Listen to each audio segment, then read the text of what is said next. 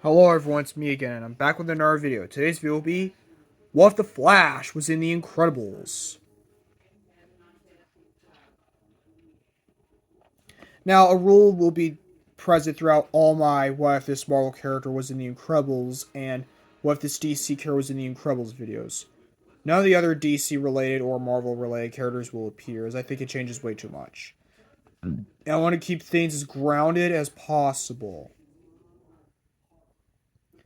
So, with Flash, his origin story, yeah, that doesn't change at all.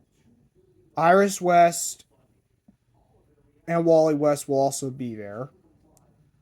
They because I don't think Flash works without them. And his parents also appear too. I don't think he works without them as well. I do think Jay Garrick would also appear.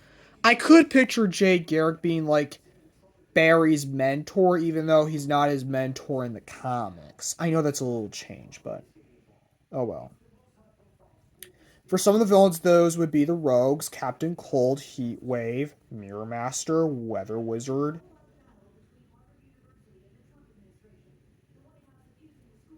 Golden Glider, and Top,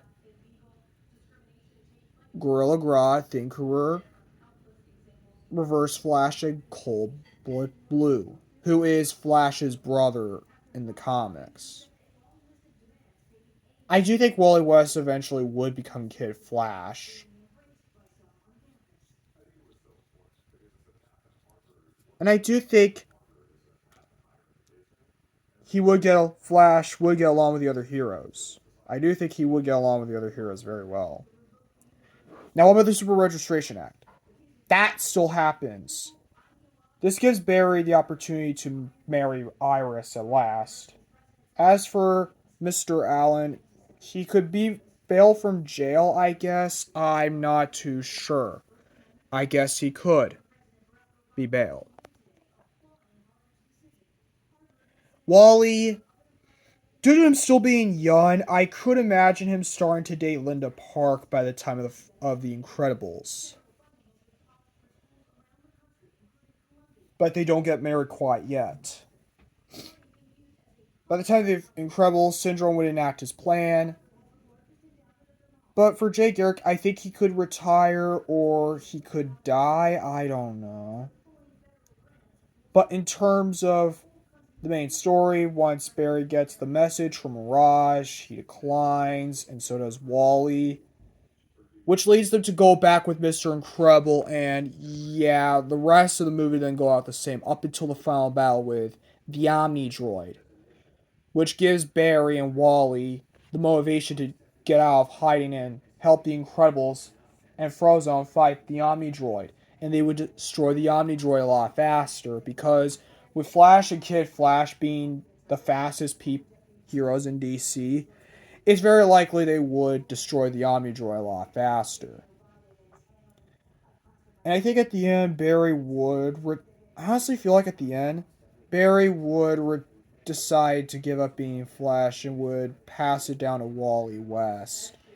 And so Wally is now the new Flash, and he would of course meet his cousin Wallace West, who he would decide to take as his sidekick, the new Kid Flash.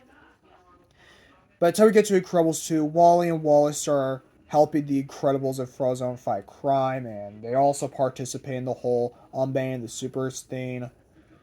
So yeah, nothing really changes in Incredibles 2. I'm sure all of you are starting to notice this, but not a lot of the heroes I mentioned affect the plot of both movies. That's right, because this is the Incredibles movie. It's called The Incredibles for a reason. It needs to be about the Incredibles themselves, because I do not want to change the story way too much on my favorite Pixar movie. No, I don't want that. But anyways, which hero do you want me to cover next? I almost got half of the original Teen Titans mentors done. You know, Robin, Wonder Girl, Kid Flash, Aqualad, and Speedy's Red Arrow.